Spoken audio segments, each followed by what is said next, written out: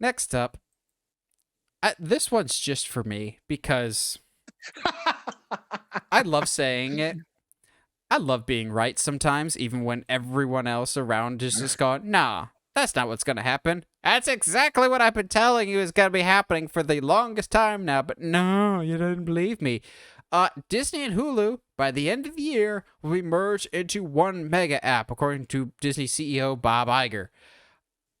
I have been saying this for at least a year, maybe two. Like, even before Discovery bought Warner Brothers, I was like, guys, streaming services are losing money hand over fist. What's going to happen is consolidation and merging into mega apps, because then you keep everything in-house, and then I think we hit the peak.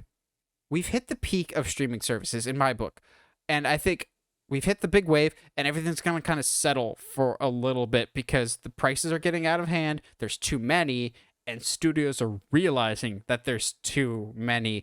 And I think that when Discovery bought Warner Brothers, that was a big old shockwave in the water that had ripples throughout the entire industry.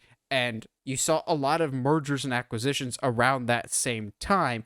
If I remember correctly, that was kind of around the same time the WWE was bought by Peacock for a large amount of money, and all their sporting events and sporting companies were acquired for lots of money, ESPN and UFC. Yeah. So there's been this thought for a while that Disney would sell off its Hulu library to like Universal, who it's partnered with for its content library for Hulu, and then they just kind of split it off because Hulu has never taken off the way that either NBC Universal or the Disney company has wanted. I 100% blame that on the lack of good content and arguably the second worst user interface this side of Amazon. Prime Video still has the worst. Absolutely. Prime Video still has the worst interface, but Hulu's is up there.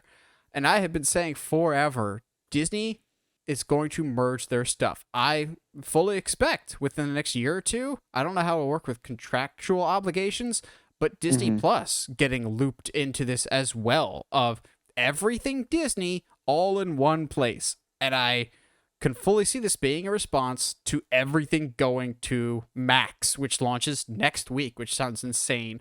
The new Max app, which will be just HBO Max and Discovery merged together. The only thing missing, I think, from that, as well as Disney, is sports. So that's kind of still the big question mark here.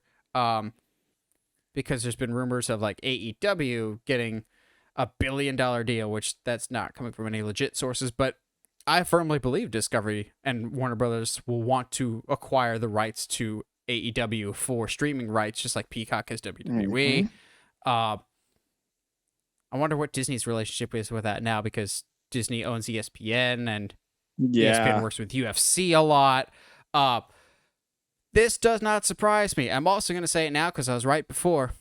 Hulu as a name will only exist for another year or two, and then it'll slowly dissolve away, and all the content that was on Hulu will just get absorbed into Disney outright, and then whatever content isn't Disney's will go to Peacock. And Peacock, also going to say it now, Peacock will probably merge with somebody else.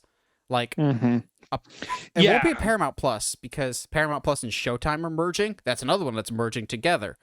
But ever since Disney made R-rated content available on their platform with Logan and the Deadpool movies, I have said it's only a matter of time before you bring in everything else, because for a little bit there, Hulu is where you put your R-rated content, your non-Disney content. Now that you do have R-rated content, you have no reason to keep Hulu there. You can just put your adult parental locks on there and then get rid of Hulu. It sounds harsh, but this makes a lot of financial sense to me. There's a lot of redundancy here. Disney, of all companies, is looking to eliminate redundancies. Yeah. Well, and it makes sense because I think the big question that I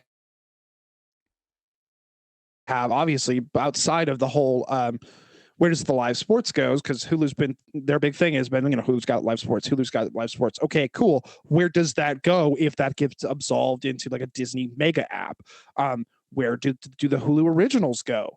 Like, not just, obviously I'm a huge fan of Fleabag, but like not just Fleabag, like Only Murderers in the Building, or like Hulu right now in the States is the only place you can watch Letterkenny, and I love Letterkenny. So like, there's a lot of questions I have as far as I feel the true quote unquote owners of content, and it is not clear on who owns what, and it will be clear to the, at least to the in the public eye, who owns what, because I think at the end of the day, you and anybody who kind of has done a little bit of research, the whole media like and movie industry is really only owned by like 4 or 5 companies.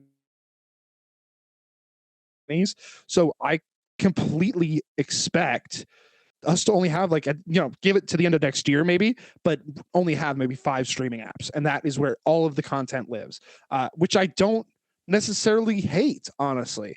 Cable television is not exactly all that great. We don't need reality shows, guys. At least to They're me. not going anywhere, But though, because they're too cheap to no, they're make, not. and they make money. They're cheap to make and they're easy to bring in. But I think that cable television as a whole will start to disappear, because why would I pay? Why do I need to pay for 30 channels that all have ads when I can pay significantly less per month, only watch what I want, and not have to deal with ads? Now that's a whole other conversation about tier levels, and are they gonna are you gonna have to start charging people for, do you want all your content with ads or without ads? Do you want some ads? Like Hulu had that like weird 3-tier system that was like, do you want absolutely no ads, okay with some ads, give me all the ads, kind of the situation. And So what Max is going to do, yeah, what Max and Netflix are doing, basically. you bring Which quick question for you, just yeah, is the app just going to automatically update and turn into Max, or do you have to re-download a new app? As far as I know, Max will just auto refresh. So if you already have HBO Max, from everything I've heard, it will just automatically update to Max, which I still have a ton of questions. We don't know what the new UI will look like, if there is one. You've been incredibly vague about what your 4K content is, even though you're saying that this will have more 4K than before. If you have 5 4K movies, you'll have more than before. Yeah, like just add 2. Like that's what? That's the one gripe that I've had more than any other with HBO Max, is you are so far behind on the times when it comes to high definition programming. But you bring up a good point with advertising. I think we're entering into this next stage of the streaming wars. So everything kept escalating. For a while, there was just Netflix, and it was Hulu, and then Disney Plus. Now everything. And just like housing or anything else, the bubble burst, but there's still remnants left of the bubble, and the little droplets themselves are kind of merging into other smaller subsection bubbles. Like they're coming together. And the way of the future, I think, is a couple big mega apps with a lot of ads in them. Like you're seeing Disney Plus, HBO Max, Netflix, all these streaming services now have ad and ad-free tiers, because they're realizing with streaming that there's only X amount of dollars you can make. Say you've got 100 million subscribers, all paying $15 a month. I'm not good with math, but that's a set amount of dollars that you're going to make per month, as opposed to like releasing a movie theatrically, where people have repeat viewings. There's multiple uses of seeing this movie in theaters, whereas you can only charge your customers once, as opposed to ad space. You get more revenue from outside circles. So I get why that's the future, as much as that sucks.